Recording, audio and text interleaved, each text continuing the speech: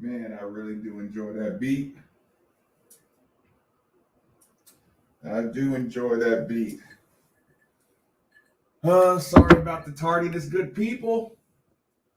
But your boy Maven does have to take care of things at all times. Okay. What's going on? What's going on? Let's jump in here really quick.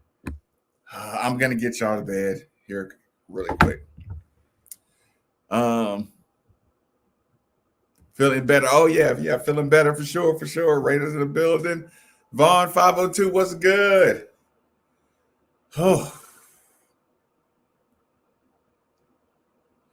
Russell, elaborate. Elaborate. Oh, Kurt. Hold on. Chris, what's up? What up? What up? Easy Mac, what's good? Dwayne says, good evening, Midnight Family. Oh, so I had to go to the Red Room tonight. It's been such a long, eventful day. Oh, did y'all hear what happened on the show today? Did y'all hear what happened?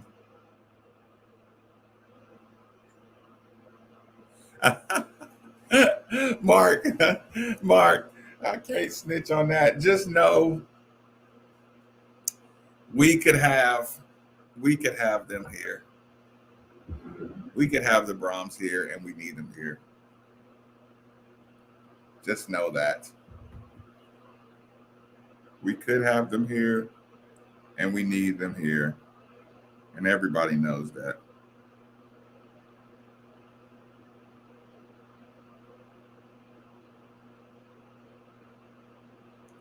Mm. Hold on. I gotta change the tones on my phone. I gotta change the tones on my phone. George says, good evening, Card Nation. Master Yoda in the building. Um, Noob, how emotional was today? So, if y'all didn't listen to the show earlier, oh, I don't even want to talk about it again. Uh, Steve could have got it done on the plane. I didn't ask him about that. Why didn't you close the deal? Why didn't you get a number, Steve? So Ben Perry's being cryptic as well, huh? Mm, mm. I did not see Ben Perry. I did not see Ben Perry um his Instagram. I don't know how it passed me. Nobody sent it to me. But if it was just cryptic, I could see nobody not even um making a big deal.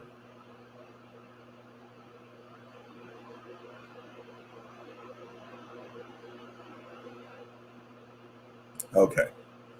Yeah, I didn't get that, so I didn't know about that. Oh man, y'all, hold on.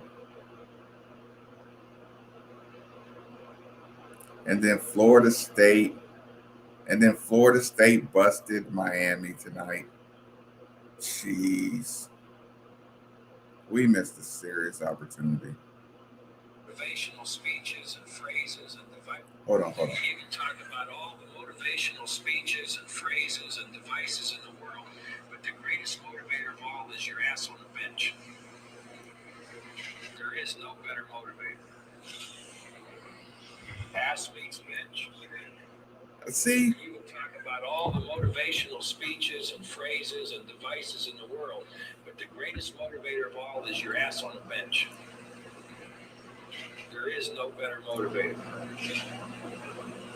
Ass speaks bench. Bench retains ass. Ass transmits signal to brain. Brain transmits signal to body. Body gets ass off bench and plays better. I mean, it's a hell of a sequence of things that takes place. Yep, Doug, this is it. Might be for you guys. I always like Bob Knight. You can talk about all the motivational speeches and phrases and devices in the world, but the greatest motivator of all is your ass on the bench. Brad, what's good? There is no better motivator. Ass meets bench. I did always like Bob Knight. U of L fan. Oh my goodness. Listen. Hey y'all. It's always that one friend at the party. U of L fan. You are the one fan. This is supposed to be a quick. This was supposed to be a quick ask a couple questions, answer a couple questions, a quick night. U of L fan 01 has donated to the page. And they caused one extra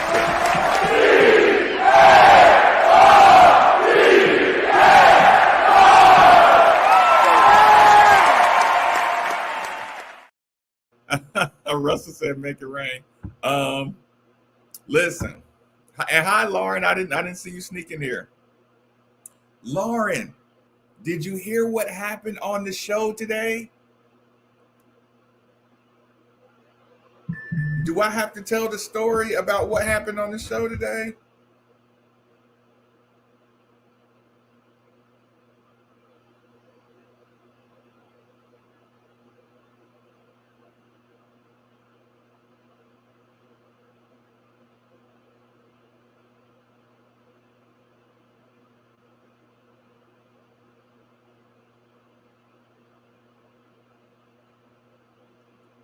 Um, um, the phone call. See, the reason I'm asking it here tonight is because I want to see if how many people already heard the story. Because if most of y'all already heard the story, hey Marie, Lauren, Jason, Master, Russell, everybody. Okay, if y'all heard the story, I don't want to tell it again, or I'll just give the Cliff Notes version of it. Wayne said he heard it. Doug said he heard it. Kitty Kroger in the building. What? Cheers, Kitty Kroger in the building. Late but here. Oh, tell the story. Oh man. Mm. Mm-mm-mm-mm. Mm-mm. I'm not gonna tell the long version. I'll just tell the result. The result of a conversation that I got in the middle of the show is I going to have to get ordained and I am going to have to perform a wedding. Oh, I was asked to perform a wedding, y'all.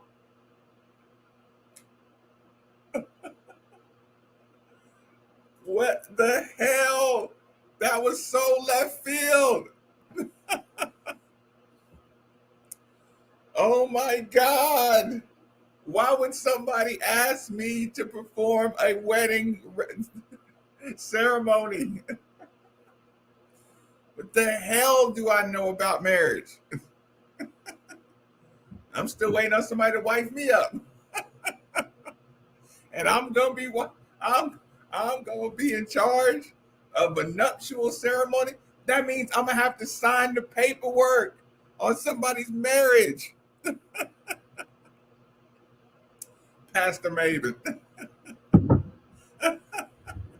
No, Cardinal Cam. Let somebody else do it. I just want to have some drinks and kick it at a really nice wedding.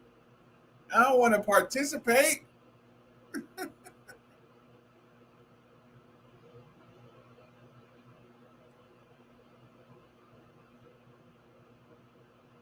I'm not supposed to actually participate. I only participate in my wedding. I go I go drink and party at everybody else's weddings. I don't want to be doing. Bickett is ordained coach, man. I can't even coach. Pastor Maven.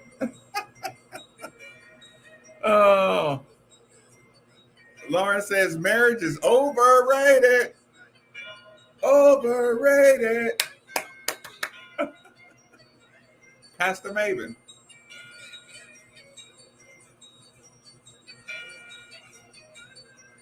Got me doing these wedding nuptials. Do you take this man to be your uplift? Do you take this woman to be your uplift? Yeah. Oh God. What am I gonna do, y'all? I cannot marry people.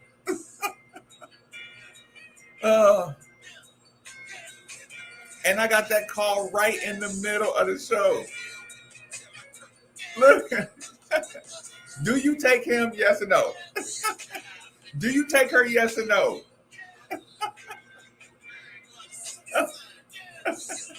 So, does anybody speak now or forever hold your peace?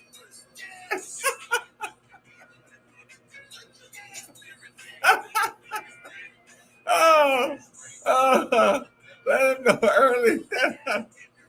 Oh man, only got sober enough to make it through the ceremony, right?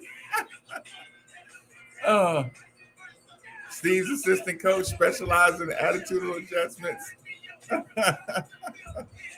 Hold on, y'all, because y'all know YouTube gonna get mad at me. YouTube definitely gonna get mad at me. Chris, what's good? Hey, y'all, what is our coach gonna do? Because I got too much anxiety about that situation. I can't be marrying people.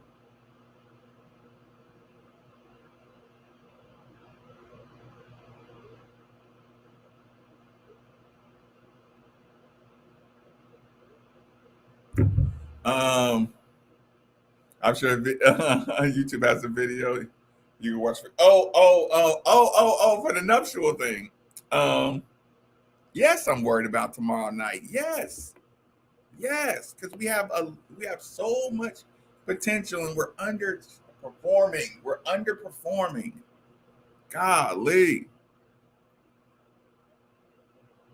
Making sure you make it through NFL protocols. Hold on. I'm sorry I can't click on the things today, y'all. I don't have the energy to click on all of them. But everybody in here is on YouTube, so y'all can all read them.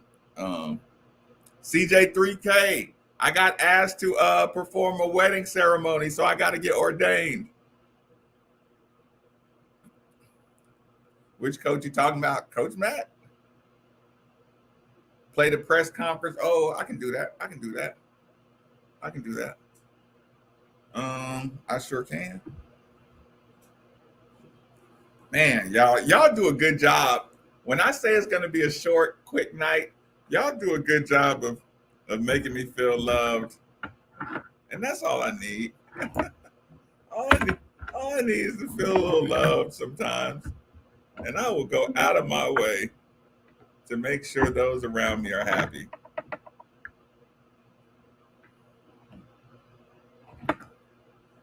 That's why I'm not overwhelmed with haters.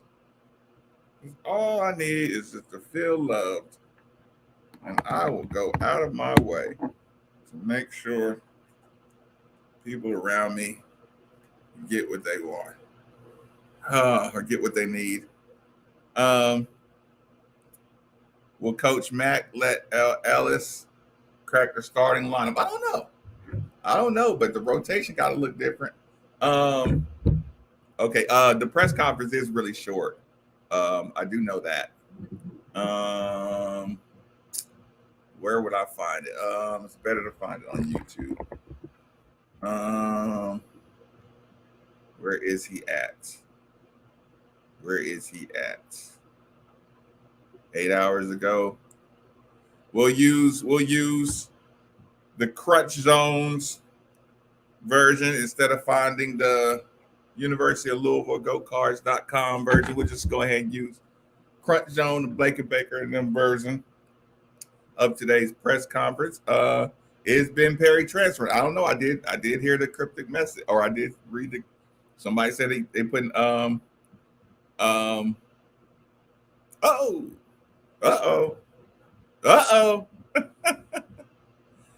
Kitty Crow's in the building. Y'all know I like when Kitty Kroger show up.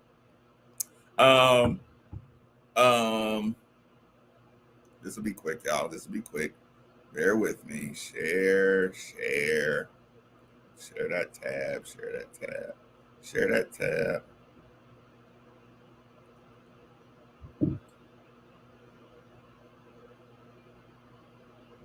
Sorry, y'all. Here we go.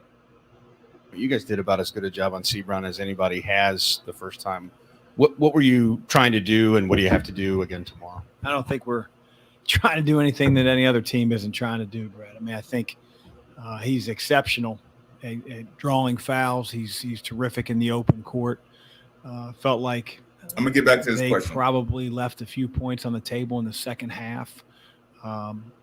That we have to do a better job of taking care of the ball so that they're operating 5-on-5 in the half court. But he's really downhill. He's got a burst with the ball. He's obviously long, so if he gets in the lane, his ability to shoot over, help defense, his own primary defender, is as good as it gets. And he just continues to get better and better and better. I think he made 2 threes last game, so he's a challenge. He's a really good player.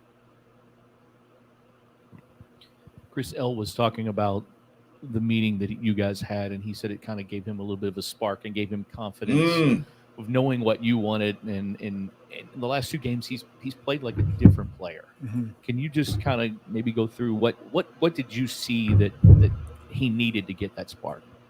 I just felt like he was taking coaching the wrong way.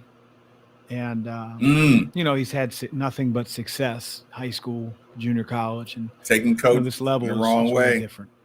And I think that, when you get knocked back or you're not playing as well, you tend to get defensive on things. And, there's no shame in being coached and being pushed. The shame is when you don't necessarily accept it. And not that he was, overly defiant, but he wore his emotions a little bit too much on his sleeve, like he was a victim. And I don't think good players respond that way. And he's better than that. And so we had a long conversation. I think, the most important thing isn't necessarily what was said, but how it was received. And, I'm happy for him that he took it the right way, because like all the players on my team, I love those guys. I want the best for them. And, you can either take it in the wrong way, or you can take it in the way that it was meant to be received, and that is as a constructive criticism. But it was the truth. Golly, man. Like I'd hoped. How difficult is it for a guy? It's one thing in high school, you're the guy. Everybody's the guy in high school. But in junior college, he was the guy as well. He took all the shots. How difficult is that transition? And do you think he's kind of finally? It takes a while. Has he finally kind of made it to where he knows when to pass and when it's his shot? Well, I don't think that's been his issue. I think that carelessness at times has been his issue, but he hasn't come out of the game because of his offense. And that's what I think that he wasn't the junior college player of the year on the defensive end. And his junior college coach told him that. They put him on the worst offensive player. And there's not a bad offensive guard in our league. We'll talk about it. There are certainly ones that are more talented or more scoring, but, everybody's going to back cut. Everybody's going to, try to beat you off the dribble. Everybody can draw fouls. Certain guys can shoot it better. And we can't hide you on the defensive end. And so that's where I think that he still has a long way to go, but his attitude towards that part of the floor is ever improving. And then, he's gifted offensively, but again, he can't have a positive and a negative, a positive and a negative. And I think if his attitude is in the right spirit, then he'll do better than most. Chris, you said he was receptive during that Could you tell during the conversation that he was receptive to the coaching, or was it in practice, or was it on game day? Like, Yeah. when did you kind of walk away and said, "Yep, he got it"?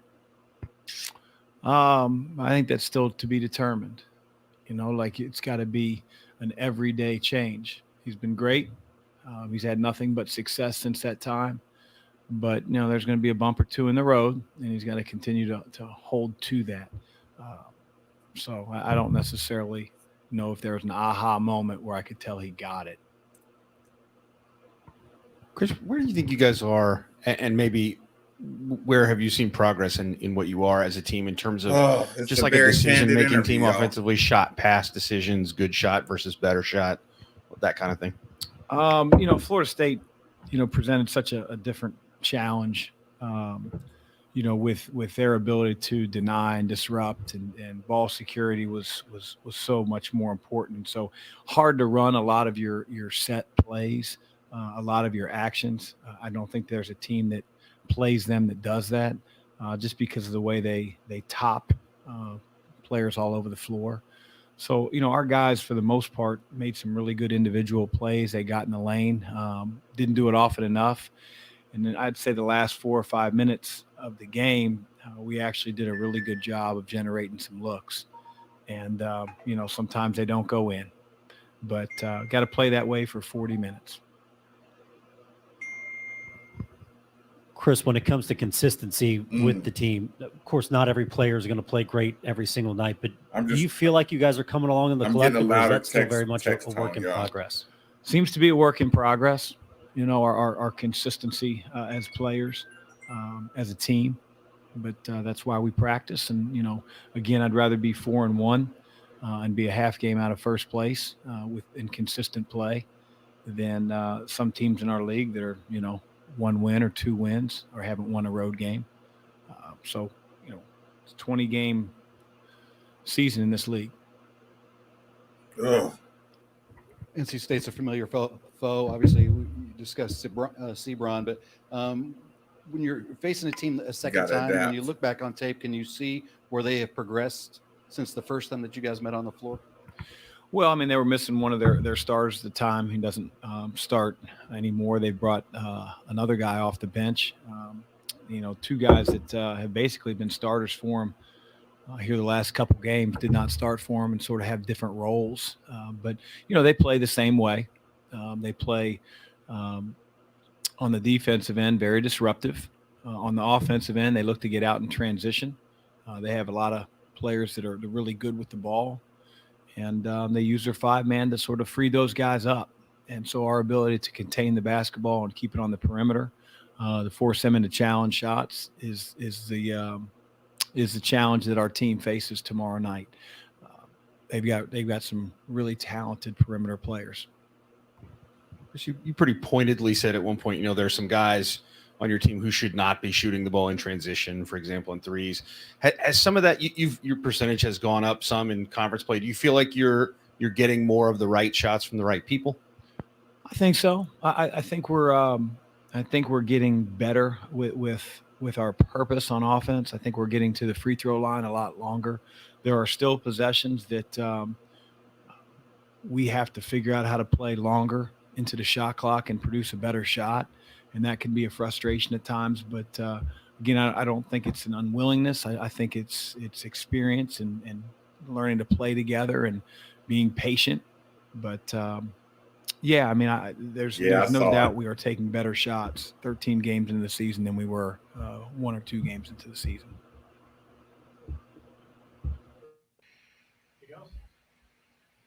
Thanks.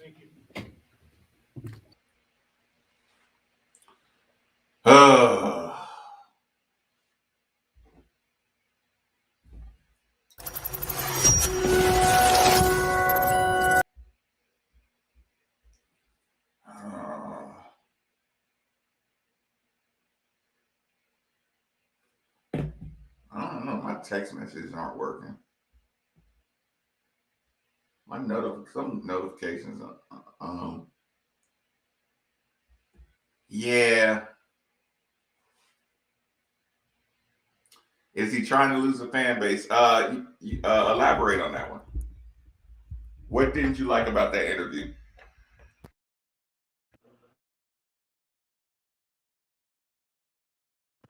What didn't you like about that interview? Master Yoda. Johnny V. I got in late. Did Coach say anything about a lineup change? He did not say anything about a lineup change. Y'all got good questions. Give me any of y'all good questions in here tonight. Coach Mack needs 2 plates. Yeah, Mr. Maven damn sure broke that plate on my head.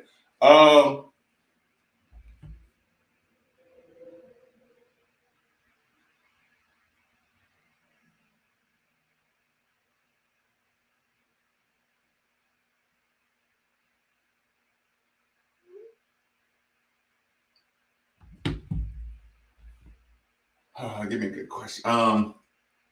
He did not say anything about a lineup change, but like when you hear him talk about the personal interaction with him and his players, I can totally see why L. Ellis feels like he's being picked on. And if I were L. Ellis's lawyer, I could make a case like, Coach, you are showing an incredible level of favoritism to the outside perspective, you know what I'm saying, to the outside party. But I could also be Coach Mack's lawyer and say, Jared West, he's done it. I didn't know he was going to curl up like that at Florida State. Malik Williams has done it. You know what I'm saying? He's helped us eke out things. But also, if I'm the lawyer of the players, I'm like, he's the reason these games are close. Like, yes, he might hit. It's the Shaq free throw argument. Like Malik's intensity goes down when we're winning by 8. You know what I'm saying? So we never get up more than 8. You know what I'm saying? And that's kind of an example more than a characterization, so to speak. But it's like these guys do not have a consistency of attacking. You know what I'm saying? And when you just let, like he said about L. Ellis, you give up one, you get one. You give up one, you get one. There's a lot of that in Malik. You give up a rebound, you give up a bucket, you clap your hands, you run down the court, and then you hit a shot. And we're all like, Malik, we need him. You know what I'm saying? I'm like, no, like Malik's giving up a lot of crap on the defensive end. I mean, you go back and watch these last couple of games. I mean, he gives up some stuff too. West End way for sure. But we've seen Sydney. I mean, listen, that is exactly why. That's exactly why one of the greatest coaches of all time, and everybody knows, one of my first major statements,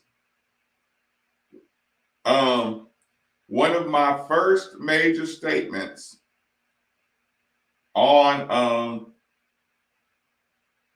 when I got on the radio, I don't want to call it controversial, but one of my first major statements. Wait, Doug, send me that bomb again. That was awesome. I don't know how I lost it that fast, but that's why Bobby Knight is one of my favorite coaches, and that's why I knew I couldn't coach. Now listen, did he go overboard? Yes. Many times overboard. Do I want to call it passion? Yes.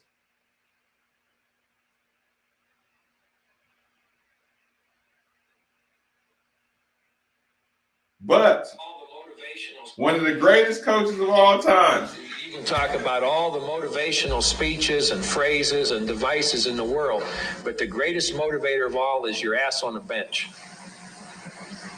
There is no better motivator. Ass meets bench. Bench retains ass. Ass transmits signal to brain. Brain transmits signal to body.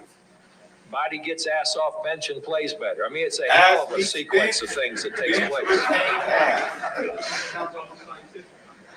Period.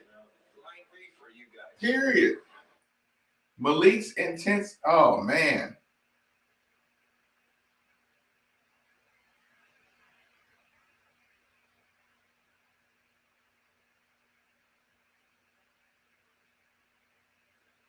Hey, y'all, why am I not getting a text message sound?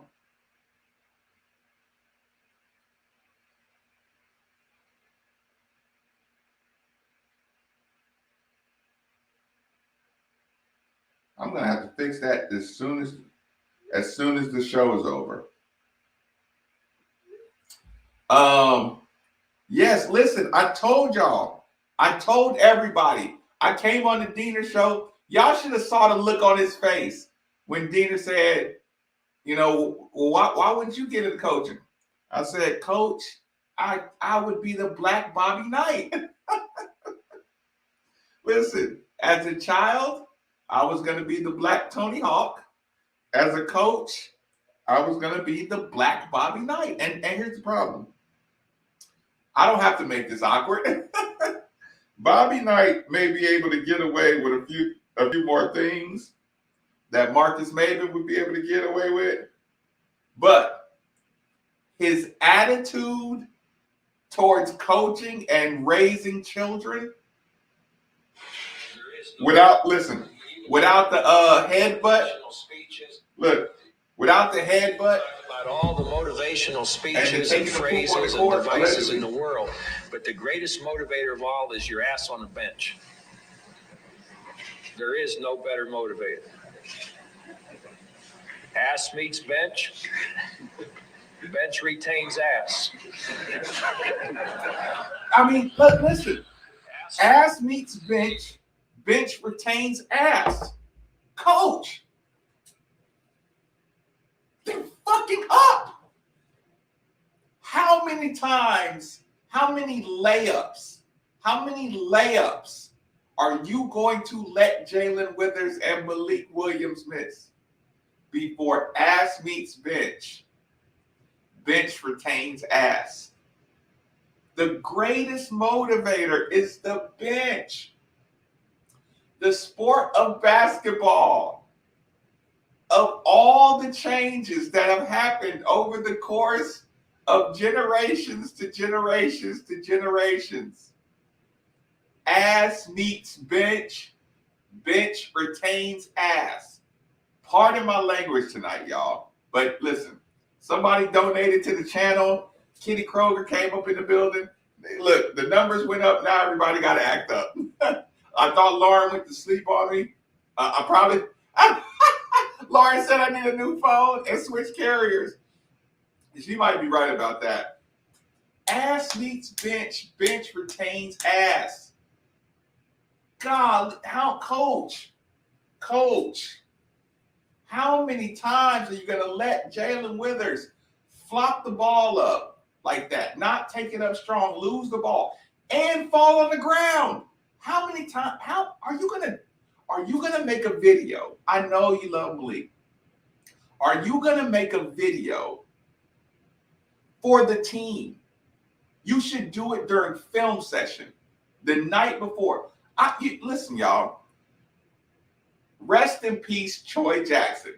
If y'all don't know Escalade, Troy Jackson, one of the heroes of the And One mixtape tour. But the young punks that didn't know, Troy Escalade Jackson, little brother Mark Jackson, took care of me. Him and Damian Dantzler took care of me when I got to the University of Louisville.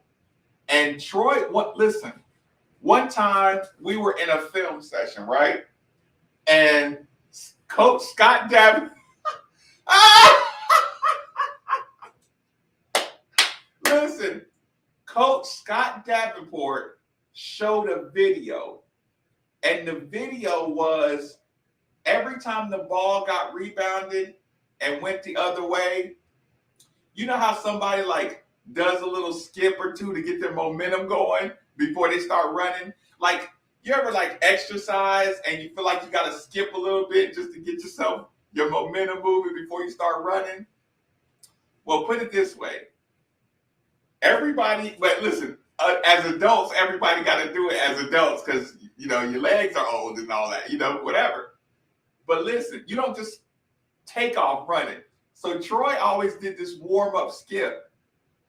And Coach Davenport showed a video of every time the ball's going the other way, Troy doing this warm-up skip before he starts running like full speed. And he was like, son, and think about it. Troy is 390 pounds.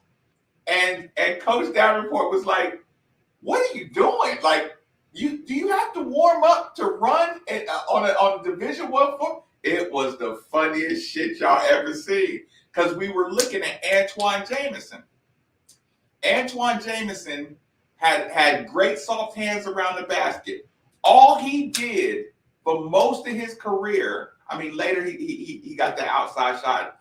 All Antoine Jameson did is the moment the ball was rebounded, he just stuck his head down and he just ran. He just ran. And whenever he got near the basket, he would just look up. And he would just assume. If he beat his man, he would expect the ball to be coming. So he would just run.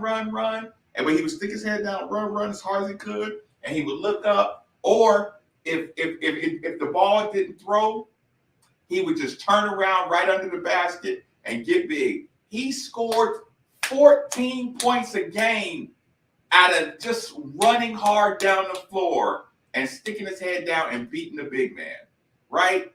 The other 10 points that he would get would be out of free throws. And he made a career out of that, right? So what makes me bring up that whole story is how many times does Malik fall in a game? How many times does Jalen Withers go from having the ball to falling on the ground? Jalen and Malik. And the coach should have, I could tell that coach hasn't made not a blooper reel because that's like teasing him, but just a clarity video. Like, son, you fall 58.6% of the time that you take a shot around the basket. You fall. Any kind of contact around the defensive end, you're falling on the ground. So you can't play basketball on the ground. Jalen, let's get all of Jalen's inside the paint touches. And let's see when it's a small unathletic team. Look how high he jumps and dunks and screams and yells. When there's people that can challenge him, you know what I'm saying? He just Troy was a beast. Get off the trap phone. Oh God, Bickett. I guess we're past the statute of limitations. Listen, in 2001, we had the real trap phones, the burners, where you had minutes on your phone and you didn't know if your phone was going to cut off today, tomorrow, or 3 months from now. You would buy the phone from you would buy the phone from a street phone salesman. and look, so you had a cell phone until it burned out. Listen, and it was a couple of us on the bus, and a couple people who didn't have the phones would always joke around about those of us or them who had the phones, right? And one day we was on a bus, and everybody's phones just started almost ringing like almost simultaneously. And I won't say who had the phones and who didn't have the phones, but the people who didn't have the phones was laughing at the dudes that had the phones. They said, they coming to get y'all. We all going to jail. You can't play basketball on the ground, period. Period.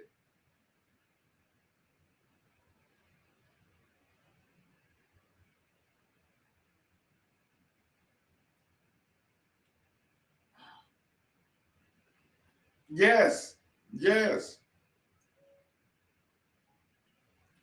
Hold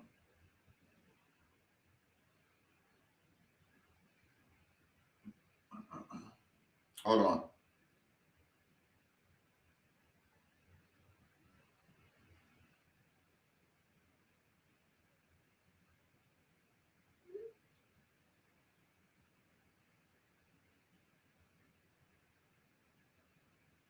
Hold on.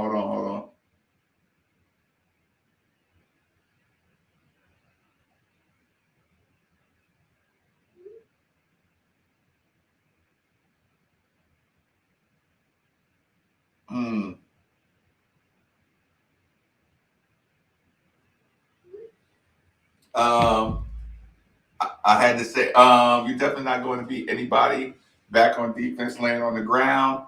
Our players are waiting for him to get back in the position. Yes, it happens all the time.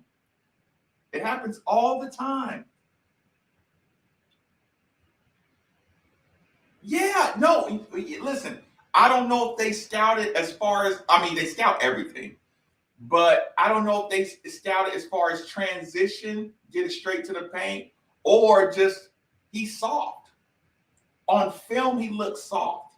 And keep in mind, again, Coach Mack has practice, but no other teams have practice video. The other teams see what the fans see. And when we see it, we see a give and take. So I don't fault a Rose or Sydney or Ellis saying, dude, you know, like Noah Locke, like he ain't been playing good basketball. He's getting beat on defense, coach. He's getting beat on defense. Stop letting him play. But look, you obviously leave Noah Locke in there for his offensive weaponry. And it's like, okay, so you say you don't sub Ellis out on his defense, but you don't sub Noah Locke out on his defense. And Noah Locke's value is when other guys are getting to the paint and kicking it out to him because he can't create his own shot. Man, they send. I must be speaking the truth. Oh, listen. I did see the trans mask. That was pretty funny. Yeah, I did see the mask. Hold on. I think I recorded it too.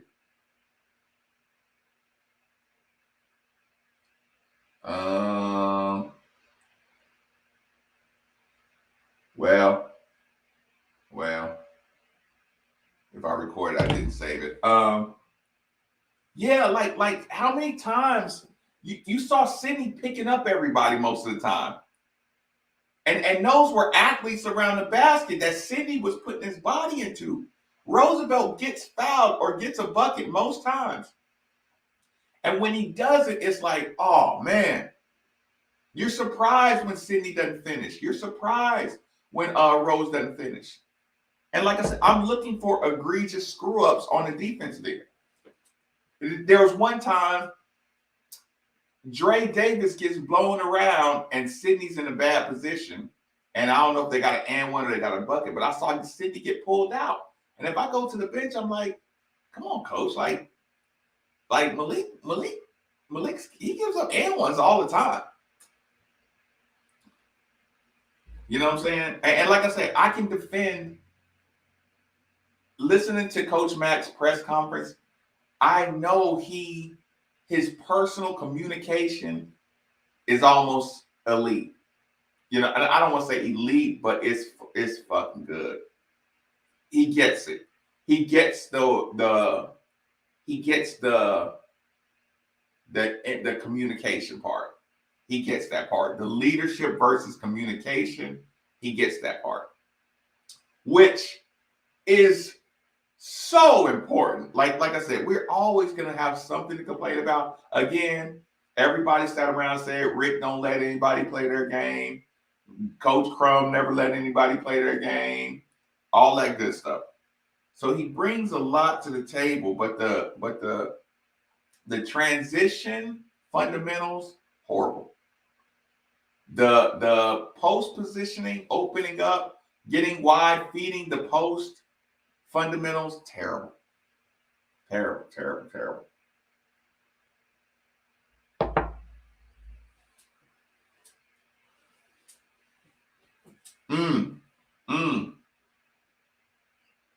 If we see another one of those games where Malik plays 30 and Sydney plays 3 and Rose plays 4, oh, it's gonna be hell. We better win. We better win by 25 points. If we have another game where Sydney and Rose don't play, we better win by 25 points.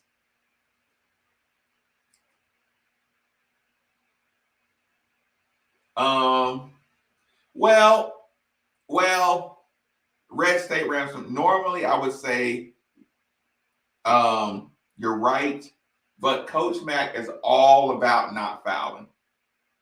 All about not fouling. But it's like, dude, not fouling. Yeah, like we don't have the defensive numbers to say this is a good play, and it's like we're not disciplined enough on offense to be Virginia.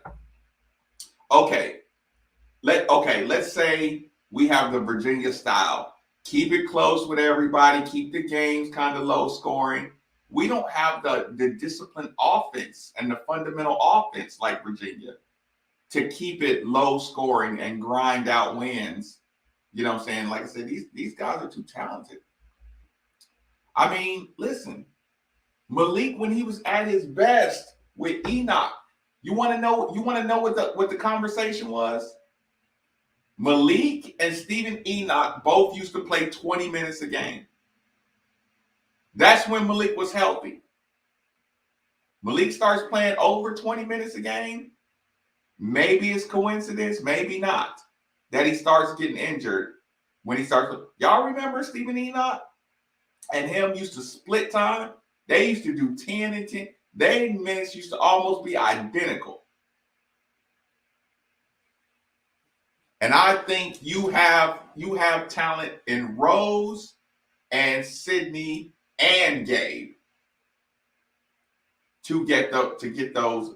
I don't know how good of a passer JJ is. I just don't know.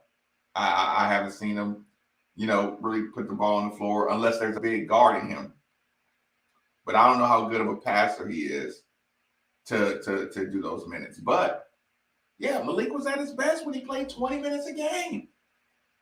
Because Stephen Enoch was in the game. That's when 19, 18, 17, 16 minutes. We love when Malik came in.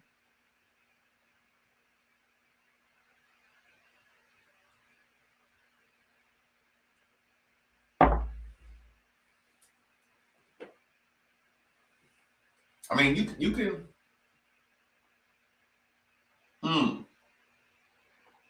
can emphasize not fouling without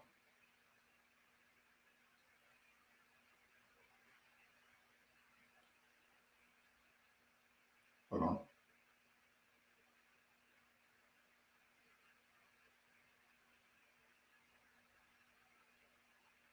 Hold on.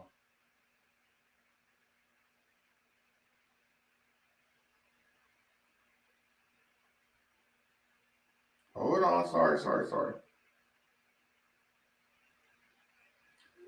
I gotta find out what's up with my phone. I see Sydney pick up foul, but yeah, like y'all saw, it wasn't luck. Seeing Sydney score in around the basket, it's not luck. Y'all see how soft his hands are around the basket? Roosevelt Wheeler gets fouled around that basket, and we're losing valuable game development time.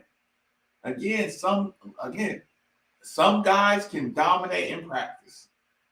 And if it just takes practice to win Coach Mack's affection, you know what I'm saying? Then he's committed himself to playing some guys that aren't gamers. And I'm not saying Malik is not a gamer.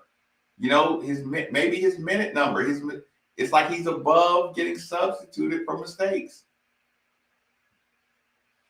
Sidney and Rose play hard. Yeah, and you need that energy and effort. You need that. I mean, again, Matt Cross, he plays hard.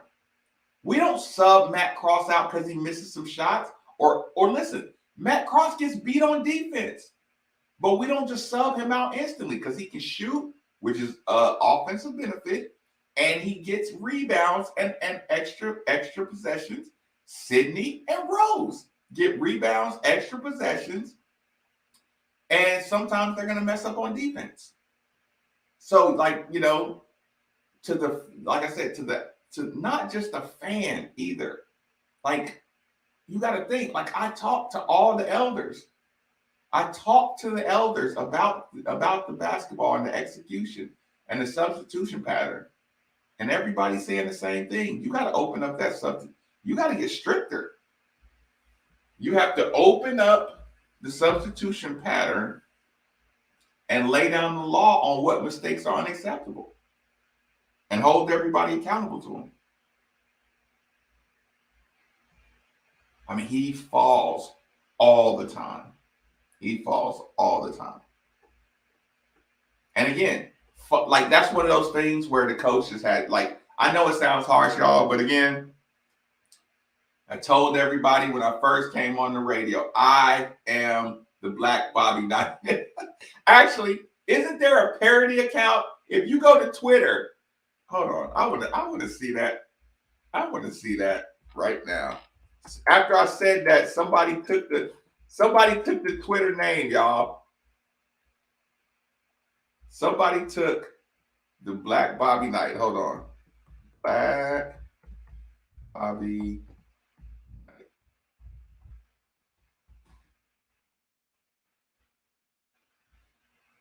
Oh, no. Look, I should have typed that in. I should have typed that in. Because they showing all his craziness. But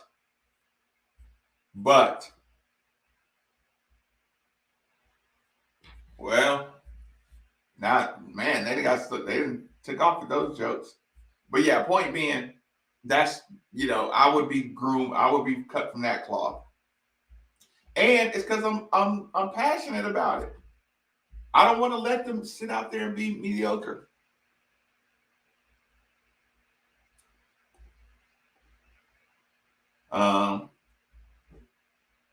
It fires the bench, the fans, each other. I'm telling y'all, I never seen Sam look more aggressive than when he got back in that game with Ellis and Dre and Matt and Sidney. I never seen him that aggressive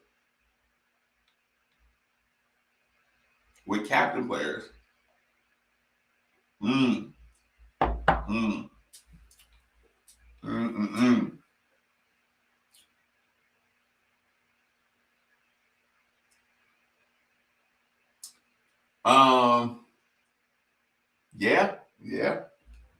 Yeah, but in the big picture, the team development is suffering, in my opinion. Actually, let me start saying in my expert opinion. Dwayne Sutton. No, listen, I was mad at when you start going back and look at Coach Patch's numbers, his numbers wasn't bad, y'all.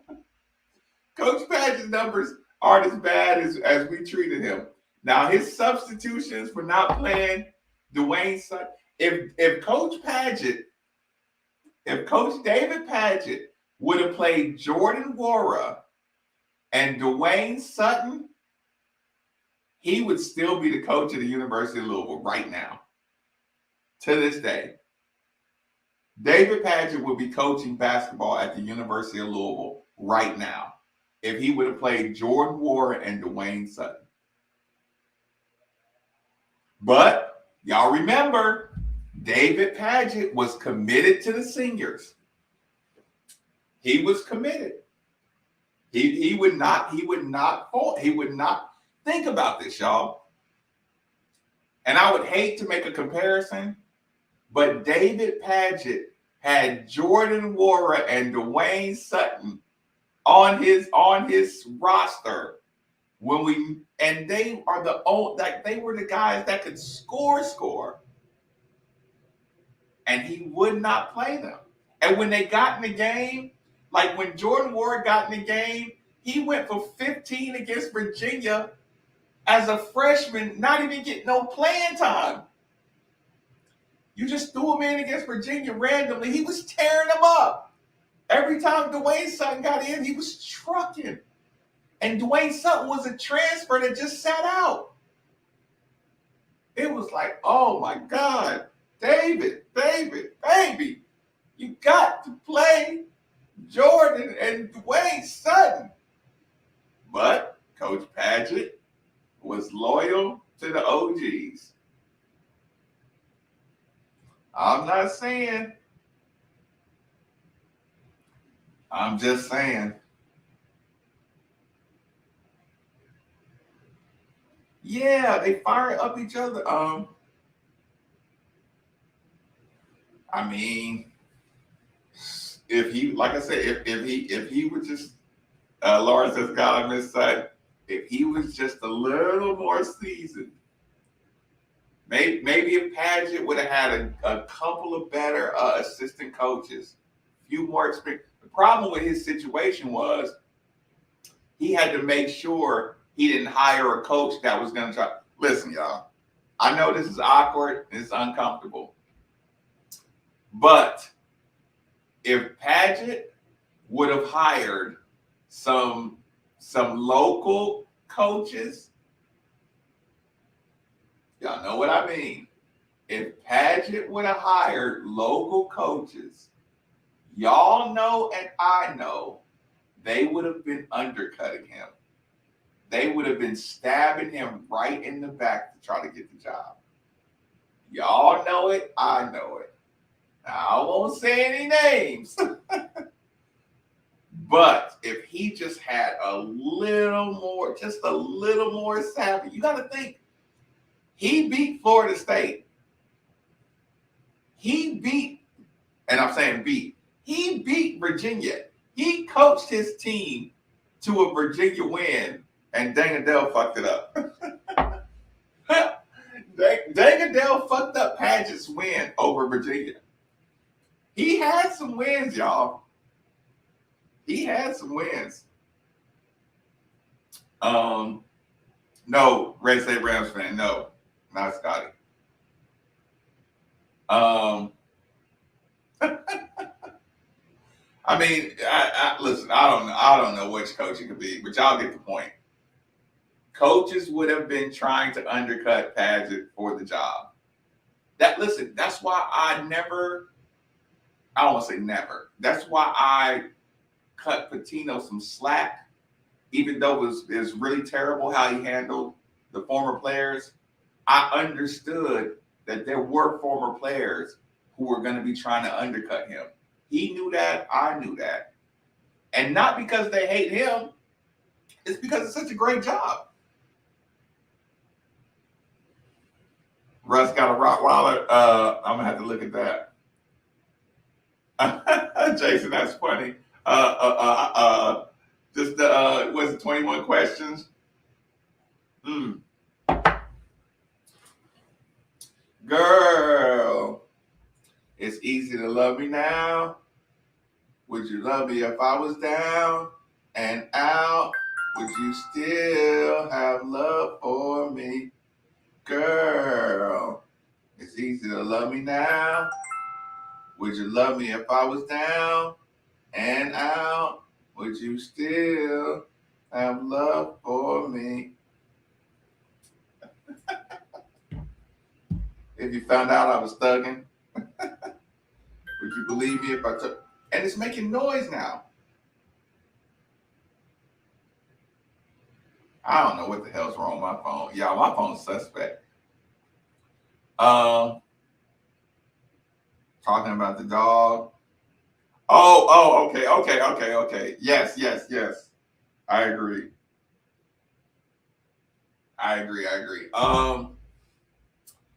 Golly, y'all. This was supposed to be. Listen, they listen. Y'all know the feds is on my phone. Y'all know the feds. Listen, I'm one of the people that's still fighting for the University of Louisville, and they're gonna find a way to shut me up. Listen, 80% of our board is already turned into Kentucky. Is a Kentucky alum. Our board of trustees is Kentucky alum. They are just crawling with all Kentucky alum and Kentucky alum fighting for more Kentucky alum. And Marcus Maven is one of the last voices, and we're gonna have to shut him up so we can complete our domination over the University of Louisville, started by one Matt Bevin in a super political move. But don't worry, y'all. I'll keep up the fight until y'all let me go down. Enjoy your night. I'm gonna get out of here. This is supposed to be a short show. Thanks for making the show longer. Thanks for supporting. I should be going that way. Thanks for supporting. Okay, now I remember that. Thanks for supporting the show. No. Night. Good night, everybody.